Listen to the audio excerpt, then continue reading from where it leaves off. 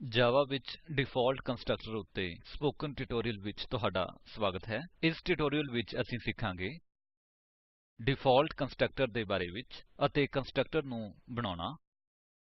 ਇੱਥੇ ਅਸੀਂ ਵਰਤੋਂ ਕਰ ਰਹੇ ਹਾਂ ਉਬੁੰਟੂ ਵਰਜਨ 11.10 ਜੇਡੀਕੇ 1.6 ਅਤੇ ਇਕਲਿਪਸ 3.7। ਇਸ ਟਿਊਟੋਰਿਅਲ ਨੂੰ ਸਮਝਣ ਲਈ ਤੁਹਾਨੂੰ ਪਤਾ ਹੋਣਾ ਚਾਹੀਦਾ ਹੈ ਇਕਲਿਪਸ ਦੀ ਵਰਤੋਂ ਕਰਕੇ ਜਾਵਾ ਵਿੱਚ ਕਲਾਸ ਦਾ ਆਬਜੇਕਟ ਅਤੇ ਕਲਾਸ ਕਿਵੇਂ ਬਣਾਈਏ। ਜੇਕਰ ਨਹੀਂ ਤਾਂ ਉਚਿਤ ਟਿਊਟੋਰਿਅਲ ਲਈ ਸਾਡੀ ਵਿਖਾਈ ਗਈ ਵੇਬਸਾਈਟ ਉੱਤੇ ਜਾਓ। ਕੰਸਟਰਕਟਰ ਦੀ ਵਰਤੋਂ ਇੰਸਟੈਂਸ ਵੇਰਿਏਬਲ ਨੂੰ ਇਨੀਸ਼ਿਲਾਇਜ ਕਰਨ ਲਈ ਕੀਤੀ ਜਾਂਦੀ ਹੈ। ਇਸ ਨੂੰ ਨਵੇਂ ਆਬਜੇਕਟ ਨੂੰ ਬਣਾਉਂਦੇ ਸਮੇਂ ਕਾਲ ਕੀਤਾ ਜਾਂਦਾ ਹੈ। ਹੁਣ ਵੇਖਾਂਗੇ ਕਿ ਜਾਵਾ ਵਿੱਚ ਕੰਸਟਰਕਟਰ ਨੂੰ ਕਿਵੇਂ ਪਰਿਭਾਸ਼ਿਤ ਕੀਤਾ ਜਾਂਦਾ ਹੈ। ਇਸ ਲਈ ਇਕਲਿਪਸ ਵਿੱਚ ਮੈਂ ਪਹਿਲਾਂ ਹੀ ਜਾਵਾ ਫਾਇਲ studentਜਾਵਾ ਬਣਾ ਲਈ ਹੈ। ਸਟੂਡੈਂਟ ਕਲਾਸ ਵਿੱਚ ਅਸੀਂ ਦੋ ਵੇਰਿਏਬਲ ਘੋਸ਼ਿਤ ਕਰਾਂਗੇ। ਹੁਣ ਟਾਈਪ ਕਰੋ ਇੰਟ roll number ਸੇਮੀਕਾਲਨ ਅਤੇ ਸਟ੍ਰਿੰਗ ਨਾਮੇ ਸੇਮੀਕਾਲਨ। ਹੁਣ ਇੱਕ ਮੇਥਡ ਬਣਾਓ। ਇਸ ਲਈ ਟਾਈਪ ਕਰੋ ਵੋਇਡ ਸਟੂਡੈਂਟਡੀਟੇਲ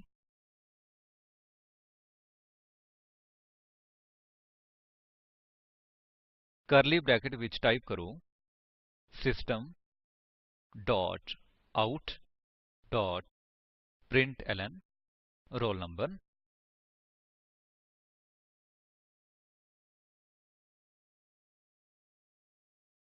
ਫਿਰ system dot out dot println ਨਾਮੇ।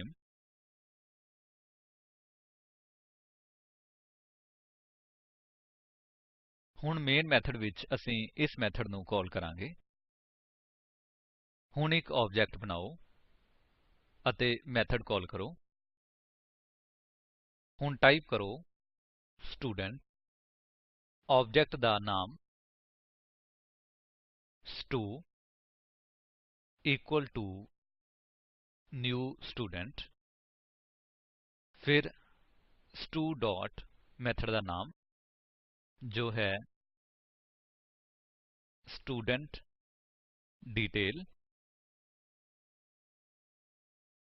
ਪ੍ਰੋਗਰਾਮ ਨੂੰ ਸੇਵ ਅਤੇ ਰਨ ਕਰੋ।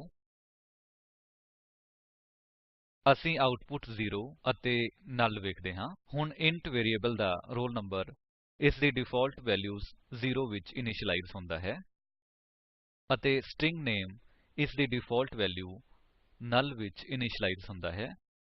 ਜੇਕਰ ਅਸੀਂ ਕੰਸਟਰਕਟਰ ਨੂੰ ਪਰਿਭਾਸ਼ਿਤ ਨਹੀਂ ਕਰਦੇ ਤਾਂ ਇੱਕ ਡਿਫਾਲਟ ਕੰਸਟਰਕਟਰ ਬਣਦਾ ਹੈ।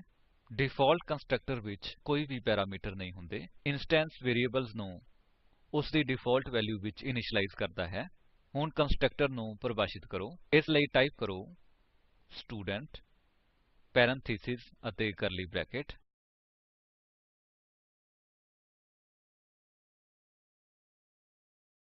ਯਾਦ ਰੱਖੋ ਕੰਸਟਰਕਟਰ ਦਾ ਨਾਮ ਕਲਾਸ ਨਾਮ ਦੇ ਸਮਾਨ ਹੁੰਦਾ ਹੈ ਜਿਸਦੇ ਨਾਲ ਉਹ ਜੁੜਿਆ ਹੁੰਦਾ ਹੈ। ਕੰਸਟਰਕਟਰ ਮੇਥਡਸ ਦੇ ਸਮਾਨ ਹਨ ਪਰੰਤੂ ਉੱਥੇ ਕੁੱਝ ਮਹੱਤਵਪੂਰਨ ਭਿੰਨਤਾਵਾਂ ਹਨ। ਪ੍ਰੋਗਰਾਮ ਨੂੰ ਸੇਵ ਅਤੇ ਰਨ ਕਰੋ। ਅਸੀਂ ਸਮਾਨ ਆਉਟਪੁਟ ਵੇਖਦੇ ਹਾਂ। ਅਜਿਹਾ ਇਸ ਲਈ ਕਿਉਂਕਿ ਕੰਸਟਰਕਟਰ ਜਿਸਨੂੰ ਅਸੀਂ ਪਰਿਭਾਸ਼ਿਤ ਕੀਤਾ ਹੈ ਉਹ ਬਿਨਾਂ ਕੰਸਟਰਕਟਰ ਹੋਣ ਦੇ ਸਮਾਨ ਹੈ। ਪਰੰਤੂ ਇੱਥੇ ਡਿਫਾਲਟ ਕੰਸਟਰਕਟਰ ਨਹੀਂ ਬਣਦਾ ਹੈ ਕਿਉਂਕਿ ਅਸੀਂ ਕੰਸਟਰਕਟਰ ਨੂੰ ਪਰਿਭਾਸ਼ਿਤ ਕੀਤਾ ਹੈ। ਹੁਣ ਆਪਣੇ ਵੇਰਿਏਬਲਸ ਨੂੰ ਵੈਲਿਊ ਦਿਓ। ਇਸ ਲਈ ਕੰਸਟਰਕਟਰ ਦੇ ਅੰਦਰ ਟਾਈਪ ਕਰੋ roll number equal to 10 semicolon.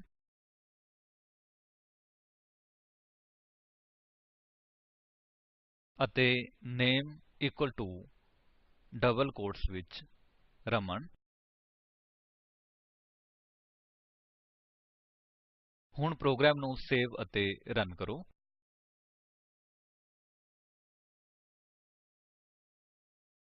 ਅਸੀਂ ਆਉਟਪੁਟ ਵਿੱਚ ਵੇਖਦੇ ਹਾਂ ਕਿ roll number 10 ਅਤੇ ਨਾਮ ਰਮਨ ਹੈ। ਇਸ ਤਰ੍ਹਾਂ ਕੰਸਟਰਕਟਰ ਇੰਸਟੈਂਸ ਫਿਲਡ ਨੂੰ ਇਨੀਸ਼ਿਲਾਇਜ ਕਰਦਾ ਹੈ। ਹੁਣ ਮੇਥਡ ਅਤੇ ਕੰਸਟਰਕਟਰ ਦੇ ਵਿੱਚ ਕੁੱਝ ਭਿੰਨਤਾਵਾਂ ਵੇਖਦੇ ਹਾਂ। ਕੰਸਟਰਕਟਰ ਵਿੱਚ ਰਿਟਰਨ ਟਾਈਪ ਨਹੀਂ ਹੈ, ਜਦੋਂ ਕਿ ਮੇਥਡ ਵਿੱਚ ਰਿਟਰਨ ਟਾਈਪ ਹੈ। ਕੰਸਟਰਕਟਰ ਨੂੰ ਨਿਊ ਆਪਰੇਟਰ ਦੀ ਵਰਤੋ ਕਰਕੇ ਕਾਲ ਕੀਤਾ ਜਾਂਦਾ ਹੈ, ਜਦੋਂ ਕਿ ਮੇਥਡ ਨੂੰ ਡਾਟ ਆਪਰੇਟਰ ਦੀ ਵਰਤੋ ਕਰਕੇ ਕਾਲ ਕੀਤਾ ਜਾਂਦਾ ਹੈ। ਇਹ ਕੰਸਟਰਕਟਰ ਅਤੇ ਮੇਥਡ ਦੇ ਵਿੱਚ ਕੁਝ ਅੰਤਰ ਸਨ। ਇਸ ਟਿਊਟੋਰਿਅਲ ਵਿੱਚ ਅਸੀਂ ਸਿੱਖਿਆ ਡਿਫਾਲਟ ਕੰਸਟਰਕਟਰ ਦੇ ਬਾਰੇ ਵਿੱਚ, ਕੰਸਟਰਕਟਰ ਨੂੰ ਪਰਿਭਾਸ਼ਿਤ ਕਰਨਾ ਅਤੇ ਮੇਥਡ ਅਤੇ ਕੰਸਟਰਕਟਰ ਦੇ ਵਿੱਚ ਅੰਤਰ। ਸੇਲ੍ਫ਼ ਅਸੇਸਮੇੰਟ ਦੇ ਲਈ ਵੇਰਿਏਬਲਸ ਦੇ ਨਾਲ ਐਂਪਲਾਈ ਕਲਾਸ ਬਣਾਓ ਅਤੇ ਵੇਰਿਏਬਲਸ ਨੂੰ ਦਿਖਾਉਣ ਲਈ ਮੇਥਡ ਬਣਾਓ ਅਤੇ ਕਲਾਸ ਐਂਪਲਾਈ ਲਈ ਕੰਸਟਰਕਟਰ ਬਣਾਓ।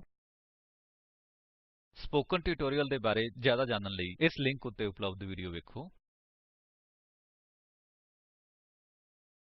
ਇਹ ਸਪੋਕਨ ਟਿਊਟੋਰਿਅਲ ਪ੍ਰੋਜੇਕਟ ਨੂੰ ਸਾਰਾਂਸ਼ਿਤ ਕਰਦਾ ਹੈ। ਜੇਕਰ ਤੁਹਾਡੇ ਕੋਲ ਚੰਗੀ ਬੈਂਡਵਿਡਥ ਨਹੀਂ ਹੈ ਤਾਂ ਤੁਸੀਂ ਇਸ ਨੂੰ ਡਾਉਨਲੋਡ ਕਰਕੇ ਵੇਖ ਸਕਦੇ ਹੋ। Spoken tutorial project team spoken tutorial ਦੀ ਵਰਤੋ ਕਰਕੇ ਵਰਕਸ਼ਾਪਾਂ ਲਗਾਉਂਦੀ ਹੈ। ਆਨਲਾਈਨ ਟੈਸਟ ਪਾਸ ਕਰਨ ਵਾਲਿਆਂ ਨੂੰ ਪ੍ਰਮਾਣ ਪੱਤਰ ਵੀ ਦਿੱਤੇ ਜਾਂਦੇ ਹਨ। ਜਿਆਦਾ ਜਾਣਕਾਰੀ ਲਈ contact@spoken tutorialorg ਉੱਤੇ ਲਿਖੋ। Spoken tutorial project talk to a teacher project ਦਾ ਹਿੱਸਾ ਹੈ। ਇਹ ਭਾਰਤ ਸਰਕਾਰ ਦੀ MHRD ਦੇ ਰਾਸ਼ਟਰੀ ਸਾਖਰਤਾ ਮਿਸ਼ਨ ਥ੍ਰੋ ICT ਰਾਹੀਂ ਸਪੋਰਟ ਕੀਤਾ ਗਿਆ ਹੈ। ਇਸ ਮਿਸ਼ਨ ਉੱਤੇ ਜਿਆਦਾ ਜਾਣਕਾਰੀ ਇਸ ਲਿੰਕ ਉੱਤੇ ਉਪਲੱਬਧ ਹੈ। ਹੁਣ ਅਸੀਂ ਇਸ ਟਿਊਟੋਰਿਅਲ ਦੇ ਅੰਤ ਵਿੱਚ ਆ ਗਏ ਹਾਂ। ਇਹ ਸਕਰਿਪਟ ਹਰਮੀਤ ਸੰਧੂ ਦੁਆਰਾ ਅਨੁਵਾਦਿਤ ਹੈ। IIT ਬੰਬੇ ਵੱਲੋਂ ਮੈਂ ਹੁਣ ਤੁਹਾਡੇ ਤੋਂ ਵਿਦਾ ਲੈਂਦਾ ਹਾਂ। ਧੰਨਵਾਦ।